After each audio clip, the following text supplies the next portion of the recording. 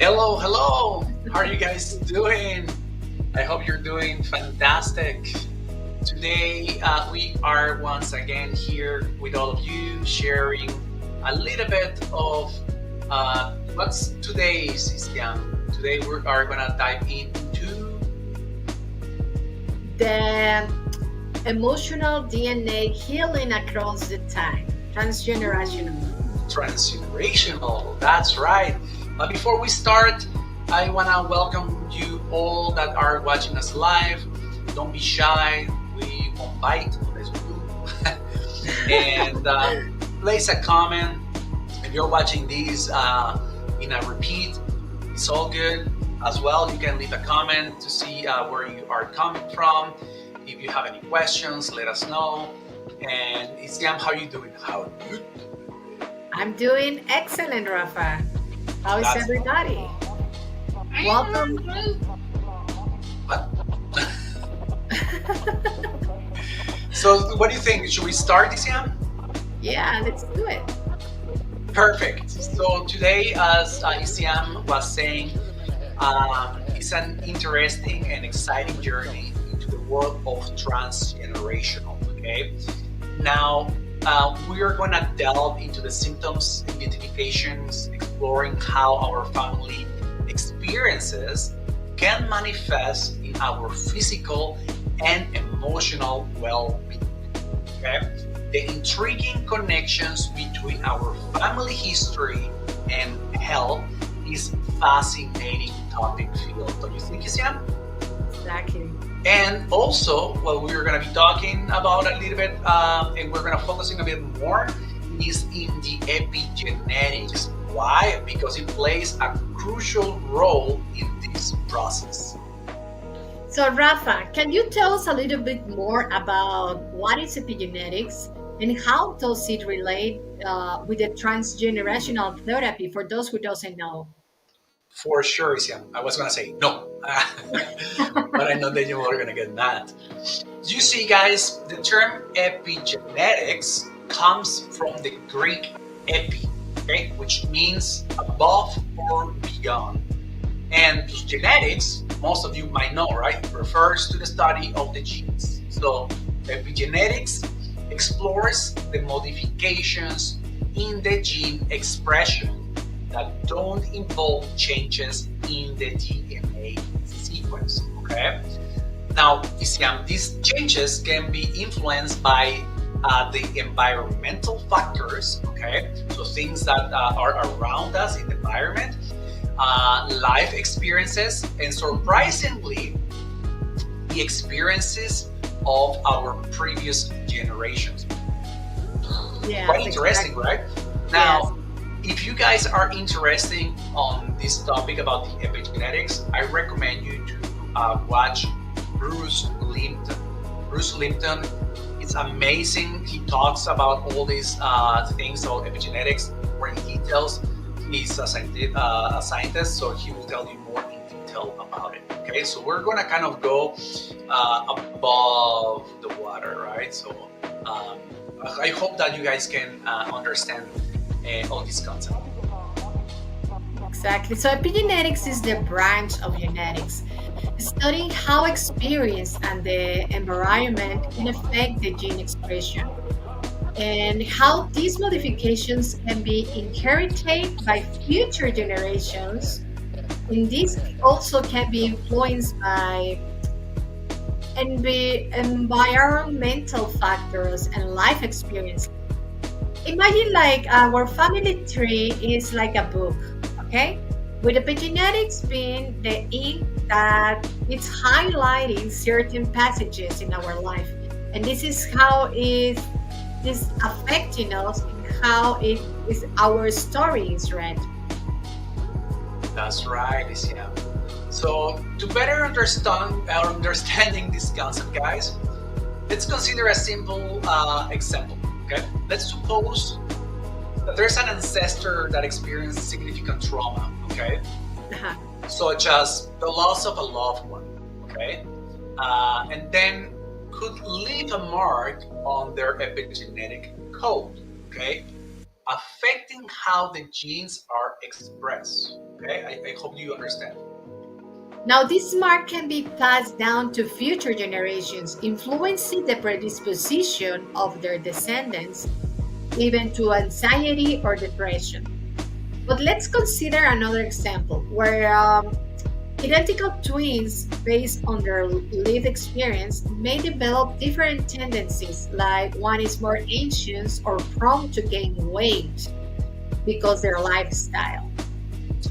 Talking about that, Isiam, I was watching a series on the platform with the M, Mhm. and they were actually talking about this, right? And that kind Oh, of gave a really? little bit of the inspiration. So it was all about identical twins, right? And I believe there were four different couples. Well, not couples, like couples meaning like different brothers and sisters, right? For like how to say it? Four different family Twins. members, right? Like let's say that group of two because they're twins, right? Identical twins. And what they start doing is an experiment of an 8-week experiment. Okay, so Mhm. it was all about how the environment and things around a person, even though they're similar, they look the same, and so on, right? Mhm. So the first, they test them like on how much exercise they can do, the way of they weigh them, they check all their measurements and so on, and then they say, well, one of you is going to eat just vegan stuff, even though they weren't vegan. We're gonna the first 2 weeks we're gonna give you all the food for both of you, and then later on we're gonna kind of tell you what to eat, what not to eat. Then you're gonna continue going buying stuff, eating yourself, right? So they give him a trainer. They were doing exercises and things like that. But before they did tests on how the brain will work, everything that you can imagine. Mhm. And so what happens is that later on, the person that were into the vegan diet, as we probably know, or you might know, red meat sometimes has more acidity, things like that.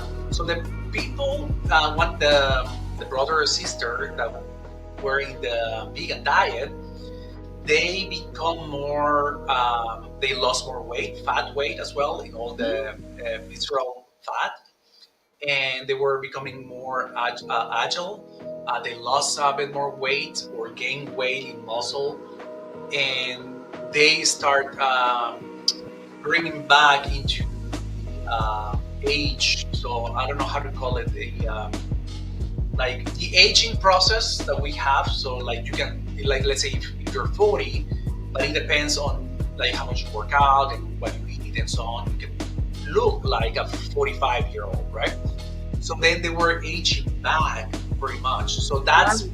very much, they were talking about the epigenetics and how they're just the same at the beginning. Everything is the same, and then it's just the environment that they start growing up or going around. And in just 8 weeks, by just changing that, they completely changed. That was quite interesting. Oh, yeah. So yeah, Very if you have that platform, you should look for it and take a look. It's actually really cool. good. So in the context of transgenerational, right? The therapy that we give is identifying physical and emotional symptoms becomes a very powerful tool, don't you think? Because we will explore later on real cases with precise diagnosis, examining how repetitive patterns can reveal connections with past events and traumas. So stay tuned, guys. It's that we're talking about. So the role of the biological subconscious will also be crucial because our bodies often carry the burden of unresolved experience from our ancestors. So the question here is, how can we decipher this encoded message in our symptoms? So this is where the transgenerational therapies come into play, on revealing the stories that our bodies are telling and facilitating healing from their roots.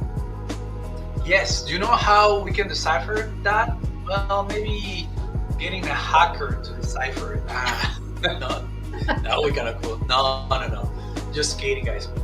So this is what we have been sharing in our lives, right, Sam?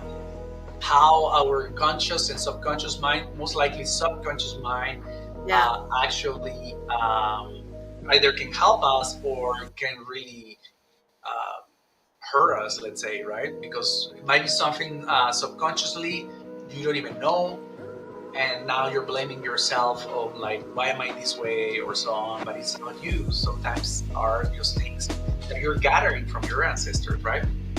So guys, we want you to invite your friends, even your enemies if you want, and everyone that you can think that will this can benefit. Okay, I want you guys to join us through this fascinating journey as we delve into the intersection of the epigenetic symptoms and healings. So now you know, if you know someone that this can help, please share this video with them. Exactly. So transgenerational therapies offers a unique lens to understand the complexity of our existence and how the imprints of our past can leave in the level mark in our present health. Yeah, so let's imagine epigenetics as the software, okay? As perhaps you see in the video where we talk about conscious and subconscious mind.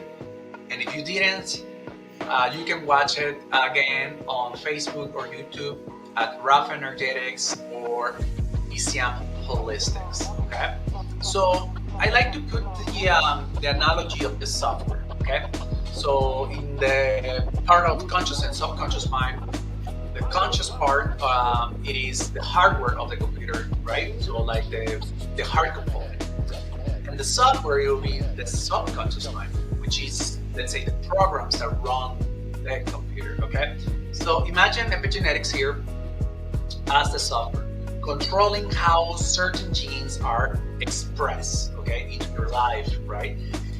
Now, if our ancestors experienced traumatic events, right, like wars or even significant losses that we're kind of sharing, those experiences could have left marks transmitted through generations. So it's quite like mind blowing. I don't know if you think the same way.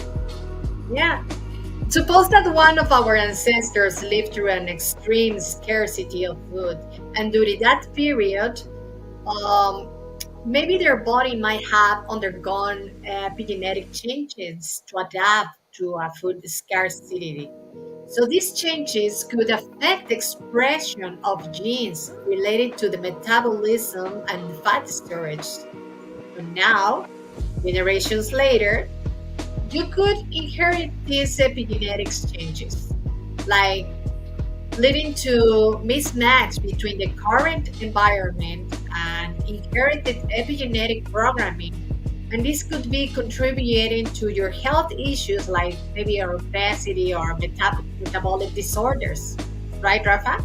That's correct, and that's why some of the diets, let's say, or there are quite a few out there, right? But they focus on like when it's winter and when it's summer, right? Because what used to happen long time ago, right, was winter, then you will hunt and then you will preserve, you won't eat as much, right? So then what happens now in our lives is that we have food 360 days. We get even food even if it's winter, like here, right, in Canada, and we still have like fruit from summer, right? So that's kind of like what we are talking about here. So let's put it this way, Isian. Imagine someone dealing with a persistent health pattern that we've seen, right? We've seen through our clients. Predisposition that, let's say, to a certain diseases, okay? Transgenerational exploration helps you reveal traumatic events in the family history, leaving some imprints. Understanding this link not only provides a deeper perspective on the individual health, okay, but also suggests the specific therapeutic approaches to address this mark, right? Exactly. Just imagine someone whose grandparents went through a traumatic war. So this experience could have affected the gene expressions in later generations. And this could be contributing to unexplained anxieties or even stress response patterns. Yeah, so I hope that you guys are kind of like, wow, this is really interesting, right?